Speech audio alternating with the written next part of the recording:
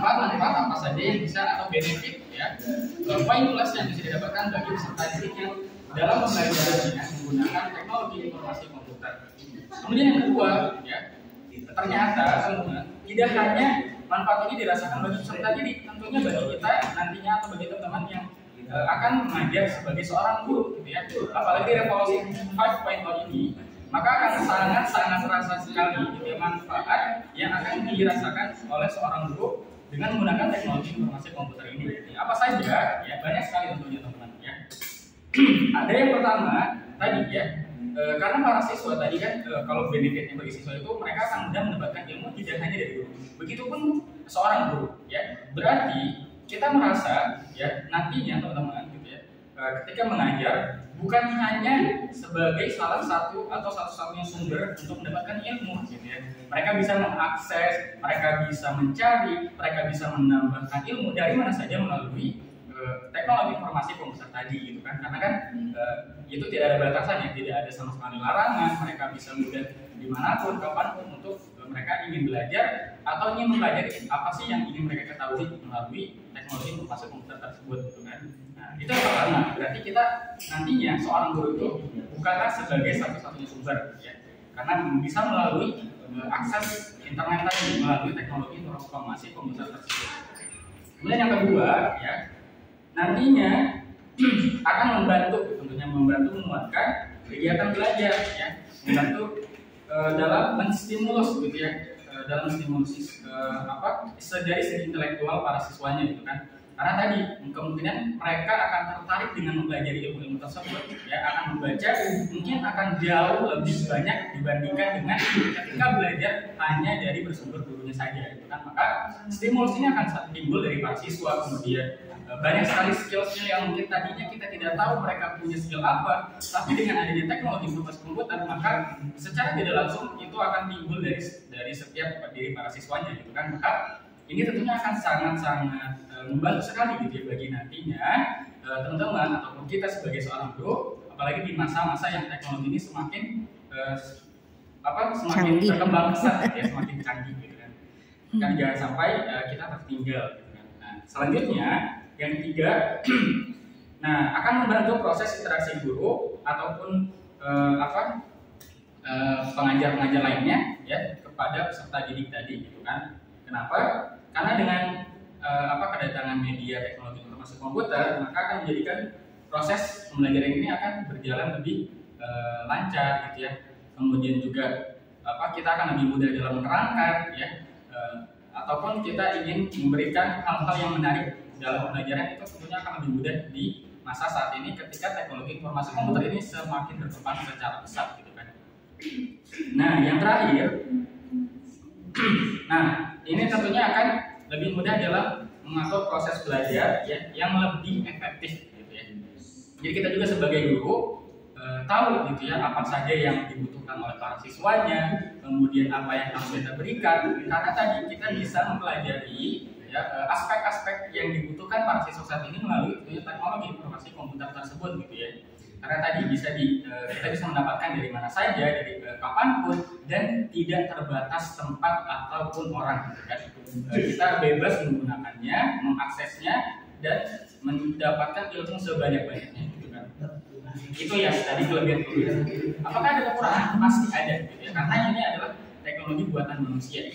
Pasti tentunya ada kekurangan. Apa saja? Nah yang pertama ya, tentunya bagi peserta didik dulu ya. Bagi peserta didik ini seringkali menjadi penyalahgunaan gitu dalam menggunakan internet ini atau teknologi informasi komputer gitu kan.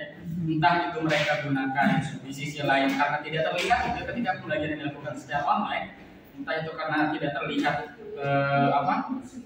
mereka merasa tidak diawasi dalam pembelajarannya, akhirnya apa? Mereka main game gitu ya, ataupun digunakan untuk nonton drakoran gitu dan sebagainya, itu bisa disalahgunakan.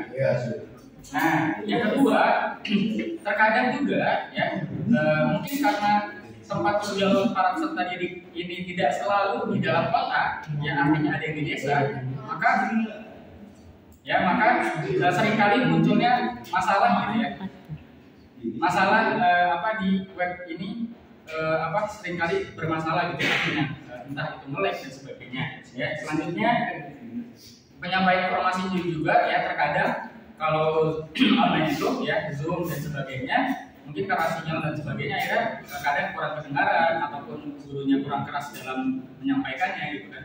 Nah, lanjut ya dipercepat. Selanjutnya ada kekurangan dari media informasi ini ya ketika bagi para gurunya gitu ya, bagi para pendidiknya apa saja. Yang pertama gitu ya sering ditemukan mungkin bagi para pengajar-pengajar yang sudah sepuh ya atau yang sudah lebih senior ya seringkali mungkin kurang bisa memanfaatkan atau kurang bisa menggunakan teknologi ini ya. Entah itu mungkin karena memang belum diupdate lagi ilmunya dan sebagainya ya.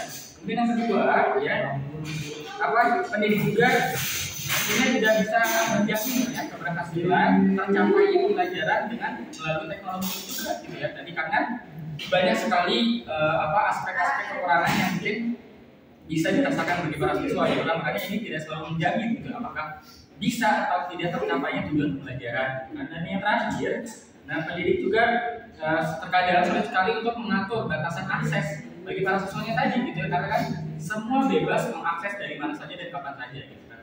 Itu ya tadi beberapa hal dari mulai benefit, kelebihannya dan juga apa saja kekurangan yang nantinya didapatkan bagi peserta didik ataupun kita sebagai pengajar seorang pendidik. Terima kasih.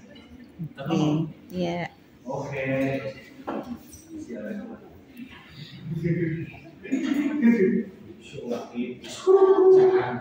Jadi ada kelebihan dari kekurangan dari multimedia.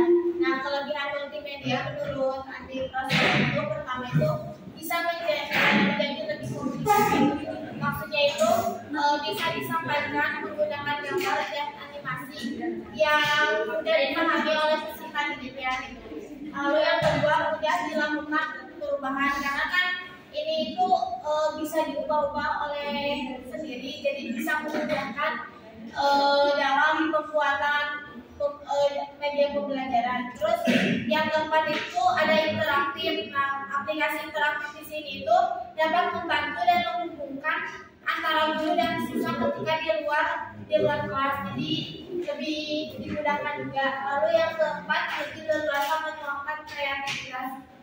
Jadi itu dapat menuangkan kreativitasnya supaya informasi yang didapat lebih komunikatif, estetis dan ekonomis sesuai dengan kebutuhan.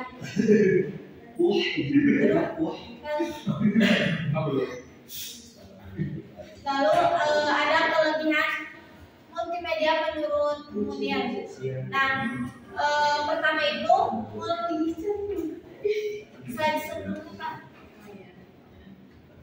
multimedia ini menyediakan proses interaktif dan memberikan kemudahan umpan balik. Lalu yang kedua, evaluasi yang objektif melalui keikutsertaan siswa dalam latihan atau tes yang disediakan. Serta yang ketiga, memberikan kebebasan kepada pelajar dalam menentukan topik pembelajaran. Dan yang keempat, siswa dapat belajar sesuai dengan kemampuan, kesiapan, dan keinginannya seperti apa. Lalu yang next, ada kekurangan dari multimedia. Pertama itu pengembangannya memerlukan adanya tim yang profesional dan membutuhkan waktu yang cukup lama. Jadi dalam pembuatan multimedia dalam pembelajaran ini membutuhkan waktu yang lama dan tidak bisa dilakukan oleh seorang saja. Harus adanya tim yang profesional dalam melakukan pembelajaran berbasis multimedia. Lalu yang kedua itu desain yang buruk dapat menyebabkan kebingungan dan kebosanan sehingga pesan tidak tersampaikan dengan baik. Makanya multimedia ini harus disampaikan dengan semenarik mungkin agar menumbuhkan minat dan motivasi belajar dari peserta didiknya. Lalu yang ketiga adalah bagi orang dengan kemampuan terbatas atau cacat atau disabel. Yang ketiga tuntutan terhadap spesifikasi perangkat yang memadai. Yang kelima, perkembangan media yang cepat selalu menuntut edukasi bagi pengguna. Yang keenam, multimedia merupakan pembelajaran yang isolatif atau individualis. Dan yang terakhir, membutuhkan kuota internet atau paket data jika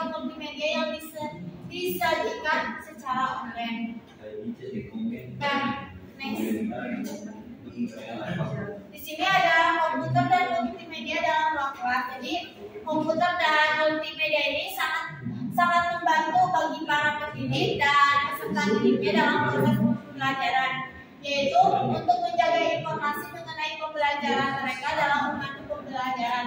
Oleh karena itu, komputer ini bisa mengatur dan menyimpan informasi yang bisa diperoleh melalui dengan mudah, yaitu informasi mengenai masing-masing siswa dan mengenai material pengajaran yang relevan. Nah, komputer juga kan bisa menyimpan berbagai informasi gitu, berbagai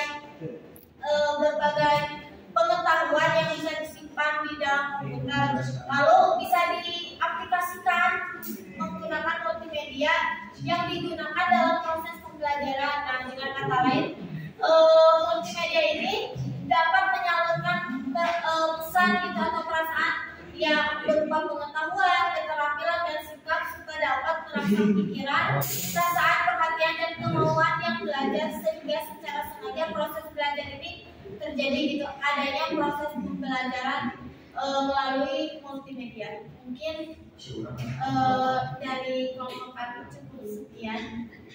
Apakah ada pertanyaan? Ya.